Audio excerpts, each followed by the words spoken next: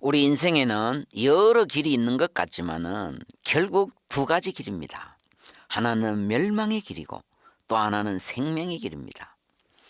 특히 성도가 사람을 두려워함으로써 입을 열지 못해서 복음의 영광에 광채가 비추지 못하고 하나님 나라가 확장되지 못하는 경우가 허다합니다.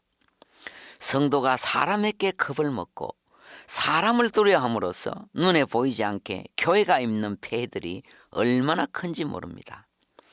잠언 29장 25절에 사람을 두려워하면 올무에 걸리게 되거니와 여호와를 의지하는 자는 안전하리라.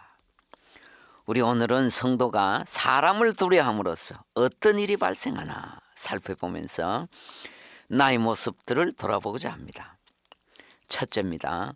사람에 대한 두려움은 주님을 부인하게 하는 올무가 됩니다. 사람이 무서워지고 사람이 커 보이면 상대적으로 하나님이 작아 보입니다. 성경의 대표적인 경우가 베드로입니다.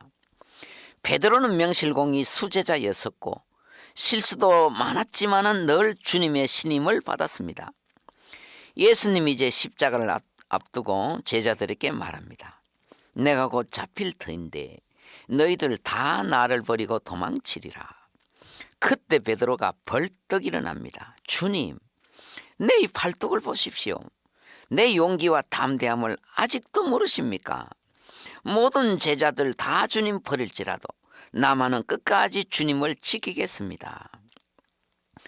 그러나 그렇게 용감했던 베드로도 환경이 갑자기 돌변하고 예수님 잡혀서 끌려가고 죽음의 그림자가 시커멓게 깔렸을 때 사람이 커 보였습니다.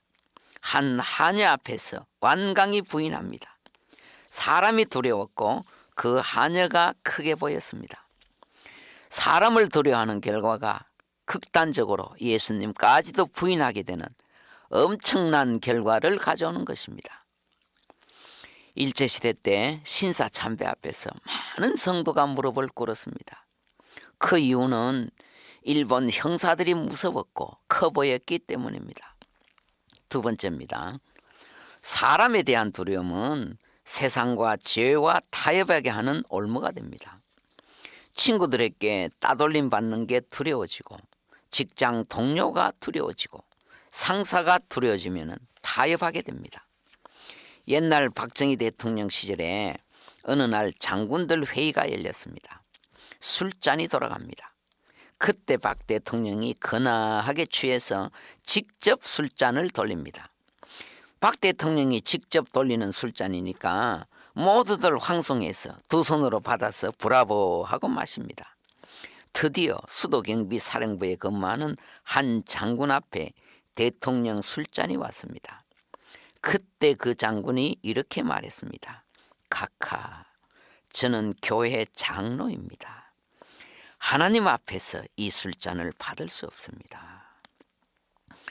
이게 쉽게 나올 수 있는 말입니까? 지금 그 자리가 어떤 자리입니까? 흥청거리던 분위기가 갑자기 찬물 기얹듯 조용해졌고 박 대통령 인상이 싹 돌아갔습니다. 저 친구 이제 끝났구나, 옷 벗겠구나. 이게 그날의 결말이었습니다. 그런데 불과 몇 개월 뒤에 인사이동해서 예상을 뒤엎고 이분이 승진을 했습니다. 사람을 두려워하면 결국은 세상과 죄와 타협하게 되는 것입니다. 사람을 두려워하면 올무에 걸리게 되거니와 여호와를 의지하는 자는 안전하리라. 저도 그런 사람 보았습니다. 제가 직장생활 할 때인데 신임 여직원이 들어와서 환영회를 하는데 맥주잔이 돌아가잖아요. 사장님이 직접 술잔을 돌리시는데 그냥 받아서 쏟아버리거나 그냥 앞자리 두면 되며, 그런데 그 여자분 끝까지 그 잔을 거절하고 받지를 않았습니다. 크리스찬이었는데 정말 깨끗한 신앙이었습니다. 제가 다시 봤습니다. 그동안 세월이 많이 흘렀습니다만 이 여자분의 그때 그 행동이 아직도 기억에 남아 있습니다. 정말 아름다운 모습이었습니다. 세 번째입니다.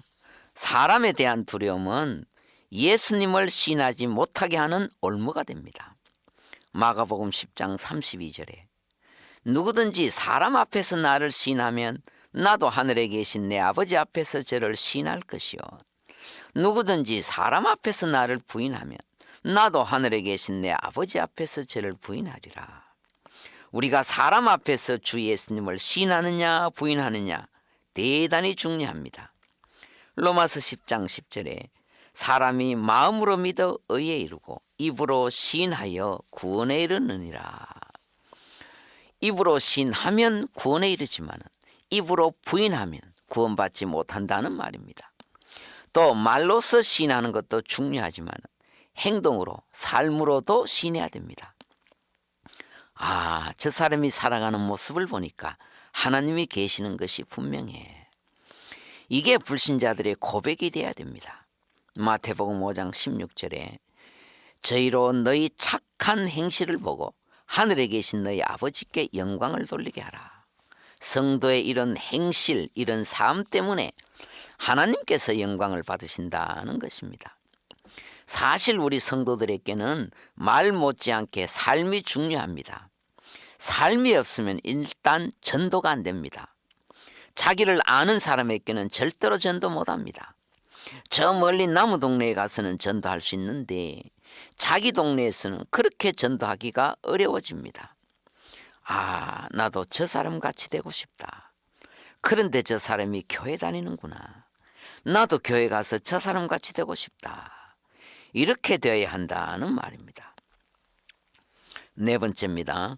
사람을 두려워하면 결국 영원한 멸망에 빠집니다. 전도를 해보면 남편 때문에 가문 때문에 못 믿겠다는 사람 의외로 많습니다. 참 안타깝습니다. 그래요. 사람 두려워하면 절대 예수 못 믿습니다.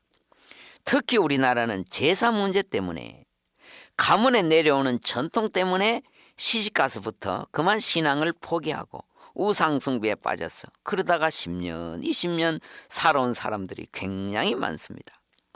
거의가 사람을 두려워하기 때문에 생긴 일들입니다. 저는 그런 사람들을 볼 때마다 우리 어머니가 생각이 나고 참 자랑스럽게 느껴집니다. 우리 어머니는 대구 근교 현풍에서 처녀 쪽에 선교사한테 직접 복음받고 세례받았습니다. 그때 선교사들이 남자보다 여자들을 집중 공략했잖아요. 우리 어머니가 바로 그 그물에 걸린 것입니다. 정말 하나님의 축복이고 은혜입니다. 그런데 우리 아버지를 만났는데 불교였습니다. 그냥 불교가 아니고 지주 스님이었습니다. 이때 웬만한 여자 같으면은 일단 여자가 양보해야지 하고 같이 불교 따라 같을 것인데, 그런데 우리 어머니는 그렇지 않았습니다.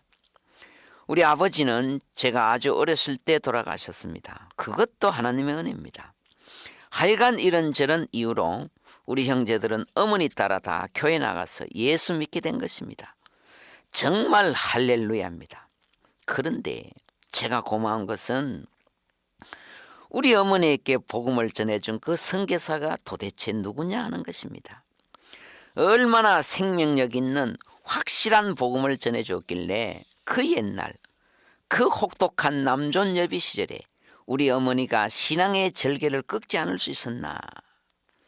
당신은 어느 나라에서 왔으며 왜 왔으며 그때 시골 촌뜨기 우리 어머니에게 예수 생명 전해준 당신은 과연 누구냐 하는 것입니다. 저는 이것을 생각할 때마다 내가 복음의 빚을 졌구나. 생명의 빚을 졌구나. 이걸 도대체 어떻게 갚아야 되나. 갑자기 마음이 바빠와요. 그렇습니다. 사랑하는 극동방송 가족 여러분, 우리 모두는 복음의 빚진 자요, 생명의 빚진 자입니다. 도대체 이 빚을 어떻게 갚아야 되겠습니까? 사람 두려워하면 안 됩니다. 지금 우리가 가지고 있는 것이 뭡니까? 생명의 복음입니다. 여기에는 천하보다 귀한 영혼이 걸려 있습니다. 남편 두려워하고 시부모 두려워하고 가문을 두려워하면 복음이 어떻게 전파되겠습니까? 복음이 아니고서는 사람이 지옥에서 올라올 수가 없습니다. 그래서 사도 바울이 말했잖아요. 사도행전 20장 24절입니다. 나의 달려갈 길과 주 예수께 받은 사명, 곧 하나님의 은혜에 복음 증가하는 일을 마치려 하면은 나의 생명을 조금도 귀한 것으로 여기지 아니하노라. 그렇습니다. 복음 앞에서는 다 내려놓아야 됩니다. 이유는 그게 복음이기 때문입니다. 이 땅에서 복음을 능가할 수 있는 것은 없습니다. 복음이 제일 높습니다. 복음 앞에서는 우리의 생명까지도 놓아버려야 됩니다. 생명보다 더 크고 높은 것이 복음입니다. 사람을 두려워하면 우리가 가지고 있는 복음이 위축됩니다. 그러면 복음을 증가하지 못하게 되고 결국 복음 받지 못하는 자는 영원한 멸망에 빠지게 됩니다. 5번째입니다. 사람을 두려워하지 아니하고 오직 여호와를 의지하는 자는 안전하리라. 우리가 복음 전하면은 마귀가 가만히 있지 않습니다. 세상 사람들을 일으켜서 성도를 대적합니다. 미움받고 핍박합니다. 요한복음 15장 20절에 사람들이 나를 핍박하였은즉 너희도 핍박할 터이요. 그러나 그럼에도 불구하고 우리는 안전합니다. 우리 영혼이 안전하고 하나님이 몸도 마음도 가정도 지켜주십니다. 특히 복음은 전할 때 하나님이 지혜 주셔서 더 깨닫게 하시고 눈덩이처럼 커집니다. 내 입으로 말씀을 전해야 내 믿음이 자라게 되고 전할 때 확신이 옵니다. 마태복음 5장 11절 나를 인하여 너희를 욕하고 핍박하고 거짓으로 너희를 거스려 모든 악한 말을 할 때에는 너희에게 복이 있나니 기뻐하고 즐거워하라. 하늘에서 너희의 상이 큼이라. 우리가 예수님 때문에 욕받고 핍박받는 것은 이 땅에서 최대의 특권 중에 하나입니다. 기뻐하고 즐거워라 했습니다. 우리는 그저 핍박받고 악한 말 듣는 것에 그치지만은 그러나 우리 주님은 나 때문에 침뱉음 당하셨고 채찍 맞으셨고 가시 밀려간 쓰셨고 드디어 십자가에 못 박히셨습니다. 주님의 모든 고난과 피 흘려 죽으심은 나를 위한 것이었습니다. 그러나 나는 조그만 자존심 때문에 사람을 두려워하고 약간의 부끄러움 때문에 주님 배반하고 복음에 입을 닫아버리지는 않습니까? 마태복음 10장 28절 오직 우리의 육체와 영혼을 능히 지옥에 보내실 그분을 두려워하라. 우리가 정작 두려워해야 할 대상은 사람이 아니라는 것입니다. 육체와 영혼까지 능히 지옥에 보내실 그분을 두려워하라는 것입니다. 사람을 두려워하면 올무에 걸리게 되거니와 여호와를 의지하는 자는 안전하리라. 베드로를 보십시오. 그렇게 겁 많고 사람을 두려워했던 베드로, 조그만 계집종 앞에서도 주님을 맹세하며 저주하기까지 부인했던 베드로, 그 베드로가 오순절 성령 받고 나자 돌연 사람이 작아 보입니다. 권력가들이 그들을 두려워하지 않았습니다. 공회 앞에서 담대히 설교하니 하루에 3,000명씩 5,000명씩 회개하고 돌아옵니다. 사람을 두려워하지 않았을 때 그때 성령은 마음껏 역사할 수가 있었습니다. 그러나 사람을 두려워하는 순간에 성령은 위축되고 소멸됩니다. 이것이 사람과 성령과의 함수관계입니다. 사랑하는 극동방송 가족 여러분, 사람을 두려워하면 성령의 역사를 체험하지 못합니다. 사람이 커 보이면 성령은 그대로 위축되고 맙니다. 그러나 사람을 두려워하지 아니하고 여호와를 의지할 때 그때 우리는 강한 성령의 사람이 될 수 있습니다. 사람을 두려워하면 올무에 걸리게 되거니와 여호와를 의지하는 자는 안전하리라. 주여, 사람 두려워하지 않도록 나에게 용기를 주시고 담대함을 주시고 믿음을 주시옵소서. 아멘. 은혜로운 날 되십시오.